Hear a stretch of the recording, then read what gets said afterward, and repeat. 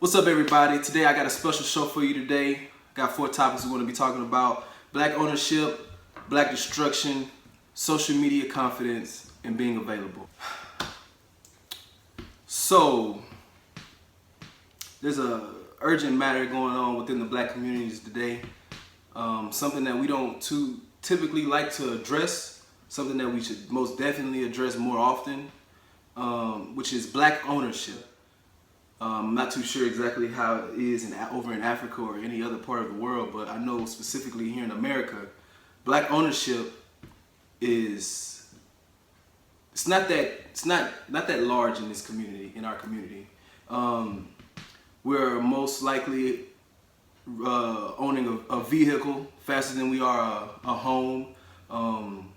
When you say black ownership, more people can probably say that they own 23 pair of Jordans rather than a car or a home. I actually got a few notes down talking about some facts about not necessarily just home ownership, but just black ownership, in an overall perspective. I was actually reading an article online, and it was talking about the Fair Housing Act that they passed in 1968, and how it was speaking how that of today we are actually as low as it was then, and that's a big problem because owning a home is more necessary than owning a vehicle, of course, because I mean, if you own a vehicle, you can just pretty much transport anywhere. But if you own a home, then you have somewhere you can lay your head, you have somewhere your kids can stay, you have somewhere you can be sheltered and be protected. But the big problem in our community of today is people actually are quicker to buy a car than they are to buy a home. I've even seen this time after time back home in my community, back home in Louisiana. I've seen a new Camaro, 2017, 2016 Camaro on 24s, chromed out, new interior, banging sound system, but it'll be parked on side of a double wide trailer that is rusted. The roof is falling in, the floors are falling in, the kids looking like they haven't been bathed in weeks, but they have a nice car. And that's a huge problem. Our priorities aren't in order as a black community. We really need to get our priorities straight. We really need to start understanding what it is that matters. And I mean, just think about all of the necessities that come with owning a home. I mean, you have somewhere to bathe, you have somewhere to sleep, you have somewhere to eat, and shelter, somewhere, a roof over your head. So that lets you know right there that that's a great investment rather than buying a car first. And I don't know if you guys ever watched The Breakfast Club. I'm pretty sure you guys do. Millions of people do. I was watching an interview of Dr. Umar Johnson, and he was talking about how he went to a convention, and a white man at a convention, I think he was a banker or something like that, and he was talking about how one of the main reasons why black people get denied loans at a bank is because 9 times out of 10, when they come to that white bank for a loan, they've already purchased a vehicle rather than a home. So they look at it as is our priorities are mixed up. A lot of people think it's racism, which it is. A lot of times it is racism. That plays a big part in it as well. But you have to understand that if you go into these banks and they look up your credit history, they look up your history and things like that, they're going to see exactly how your priorities play out. So you have to make sure that your priorities are in order before you just go in here and think that you're going to automatically be accepted for a loan. Also, we do need more black-owned banks, because if you have more black-owned banks, they'll be typically more likely to help us out with getting loans and helping us out get homes and things like that. So that's another thing that we need to work on in our community as well. More ownership, more black-owned banks to help us get ownership in land, property, and things like that. The National Association of Women in Real Estate Business. And on that website, it was a site where it was talking about the gaps that a lot of the African American community face: wealth gap, credit gap, and trust gap. we do face a huge wealth gap in our community because, I mean, just think about it. There really isn't no generational wealth within the black community. I'm pretty sure a lot of you can actually go to a lot of your family members and they're pretty much in the same situation they were in 20, 30 years ago. They're still struggling. They're probably still working to this day. I know I have aunts and uncles who are well over in their 50s and going into their 60s, and they're still working hard jobs today. I mean, I even have an aunt, you know, she's around her 40s, maybe going into her 50s, and she's still working in chemical plants, things that younger kids should be doing and things like that, and especially, with her age and her, she smokes and things like that. Just breathing in fumes like that and stuff is not healthy, so we're forced to do a lot of manual labor and harder jobs because of our lack of wealth in our community. A lot of people get it mixed up. They think that, being wealthy is having the newest and the latest things, new shoes, new car, new house. Having a home is a good thing, but it's not everything. You can have a home and still be broke. I have family members right now who are living in homes, but they're still struggling. But you have to make sure that when you talk about generational wealth, that you understand that it's not just you and what's going on now. Black destruction. When I say black destruction, I mean as far as poverty, single parent homes, miseducation, mass incarceration. You guys get the point. There's many obstacles that the African American community is facing. There's many things that they are doing intentionally to destroy the black family. We all know this. We all know that the black family, the black man, the black woman, the black child is targeted in America. That is no coincidence. I was reading an article and it was talking about how almost 70% of black children are born to single mothers. That's a big problem when the man is not in the home. I mean, me, for example, my father was there for up until I was 10 years old.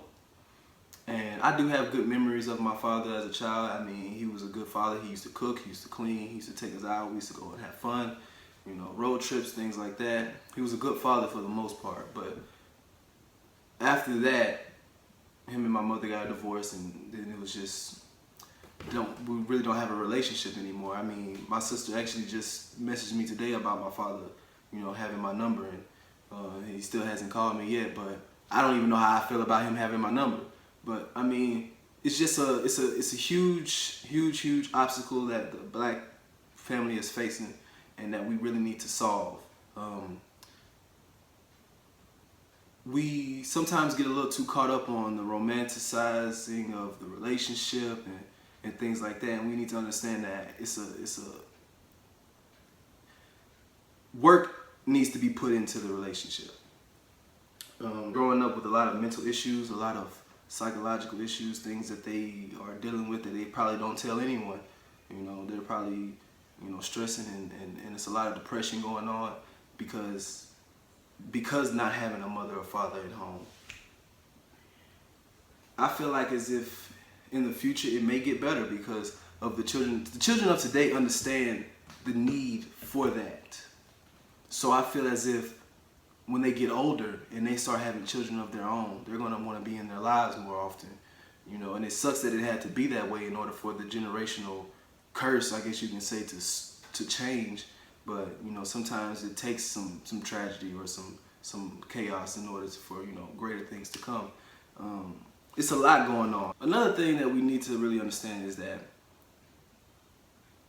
there's a great amount of blacks, a great amount of African Americans in this world today who don't see anything wrong with what's going on in the world today. Yeah, you can go into any neighborhood and there's somebody there who says, blacks aren't being treated properly or being treated fairly. But if you really think about it, if there was that many people who really felt some type of way, then there would be a change in this world.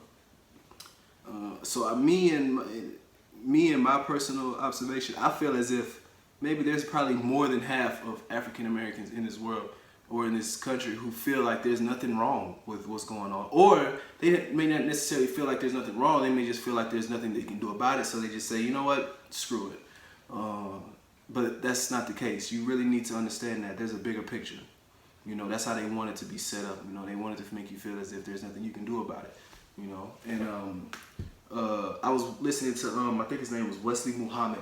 He was on the Breakfast Club, and he was talking about how after a victory, a man's testosterone rises, which enables him to have another victory and another victory, and it also happens in reverse when you are the loser. Your testosterone level actually decreases. And it made a lot of sense because the way they do news media today is a black man could be killed on the streets. They will literally replay this video of this young man or young woman being killed by a white officer over and over and over, all through the day, especially if it's news headline. And they won't have it on just one news outlet. They'll have it on NBC, CNN, Fox. They'll have it everywhere. And you will continue to watch this and continue to lower your vibration, and which is what they want you to do. They want you to feel like you're hopeless. They want you to feel like you can't do anything about it. So they keep replaying it. And as the white man, or even the white officer who did the crime, is watching this video, his testosterone level rises, which enables him to be victorious over and over again. And as the black man, or the black man who was the victim of this crime, watches this, or if he lives to be able to watch this, his testosterone level decreases. He feels like there's no hope. He feels like there's nothing he can do about it.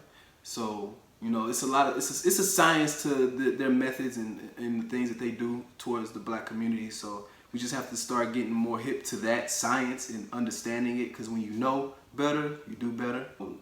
Social media, in my observation, I think sometimes can be portrayed as the modern day slavery. A person can do something, a crime, a black man can do a crime, or a black man can be, a crime can be done to him, and he is put on social media for everybody to judge and ridicule, or for everybody to sympathize with. And it's like a lot of that gets clouded, because with all these different opinions, and a lot of them are negative, it makes it hard for people to find hope in that situation. And it also builds confidence for others. They can get on there and they can post whatever they like. They can, say that they have this and have that, and they can do that over the internet. But when you see them out in public, it's a whole different story. That's why I don't really get too caught up with the social media thing, because a lot of times it's just a fake persona. People are very, very, very bold on social media.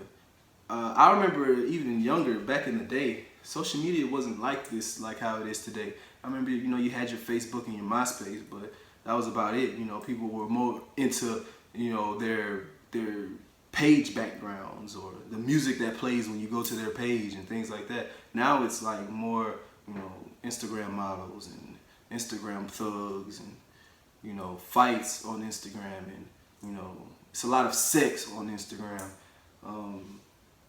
It's bizarre in a way. I mean, the behavior that I see on Instagram, especially the sexual behavior, how everything is so overly sexualized, like like women in their asses, and their titties, and men, they get on there with their money, and with their pants sagging off their ass, and it's like it's just a big sham in a sense. I mean, I remember as a younger, when I first was introduced to Instagram and things like that, yeah, I kind of played in that world for a little bit, but myself, I realized that I was playing myself, because I knew that wasn't really me. Some people can't really decipher whether it's them or not. Some people just kind of fall into it and can't really get out of it, but I realized it, and immediately detach myself from that. But it's not that easy for a lot of people, especially when they're growing up in a broken home and they're always being put down and always being bullied and things like that. Social media is actually people on social media are huge bullies. We talk about bullying, like I see commercials on TV every day about bullying. It's not nice to bully. If you see someone bullying someone, let somebody know. But every BET Awards, MTV Awards, there's always somebody being bullied. I mean, the Migos were just bullied for a week straight. Joe Budden was just bullied for a week straight. You do something or put on social media, Instagram, Facebook, Twitter, and it's something that a lot of people can joke about. You might want to deactivate your Facebook. You might want to deactivate your Instagram or Twitter, because you're going to be in for a very rude awakening. It's not pretty at all. And that's one thing that we need to get past in our society today. We need to get past that. That's nothing but a distraction. So many people want to participate in that world, but they don't understand how it's harming or affecting somebody else. So that's something that we need to work on. Make sure, if you want to being available, make sure that everything with you is in order. Before getting into a relationship, make sure that you're stable enough yourself, to be in a relationship. Because a lot of people sometimes get into these relationships, and then they get in these relationships and expect this person to love them how they want them to love them, but they don't even necessarily love themselves that way. They seek for validation, and they seek for attention in the wrong ways. So make sure that you're right within yourself. Make sure that you know who you are. Make sure you know what you want, because you get in a relationship with someone who, 10 times out of 10 don't even fit that description. And then you're wondering, why is it that they're not doing what it is that you expect them to do? And they're like, look at me. Do I look like that person? Do I act like that person?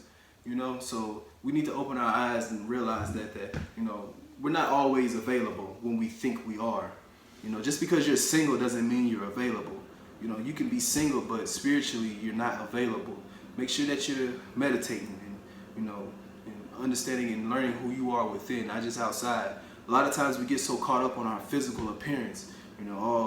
She looks good. She got the nice Fashion Nova jeans on, and hugging her waist real nice and hugging her butt real nice, and nice, beautiful hourglass figure, beautiful long hair, light skin, dark skin, and we get caught up in that. And when you get with that person is toxic, and not necessarily abusive, but they may not necessarily understand what life is all about. So they may not eat properly.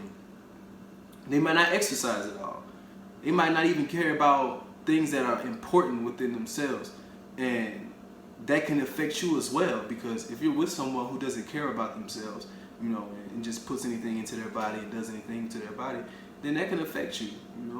That can really lower your vibration, because you know what it is that is important, but you're trying to teach this person, and this person doesn't want to listen, but yet you still want to love this person and be with this person. That makes you conflicted in a way. So make sure that if you're with someone, that person is on the same page as you, and you guys are both willing to grow and willing to learn. You have to be willing to grow. You have to be willing to learn. You have to be willing to relearn, unlearn, and evolve. So I want to leave you guys on a good note, because I like to be optimistic, and I like to always make sure that in my mind I understand that there is hope. So guys, just be love, be positive, exercise, meditate, teach, give, and practice those things. Just continue to practice them. A lot of people say these words and they don't really live up to it, but you have to practice it, because that's what makes you better at it. Practice, practice, practice. Practice doesn't make perfect. Practice makes progress. You got to remember that. Just stay positive, stay love, and peace.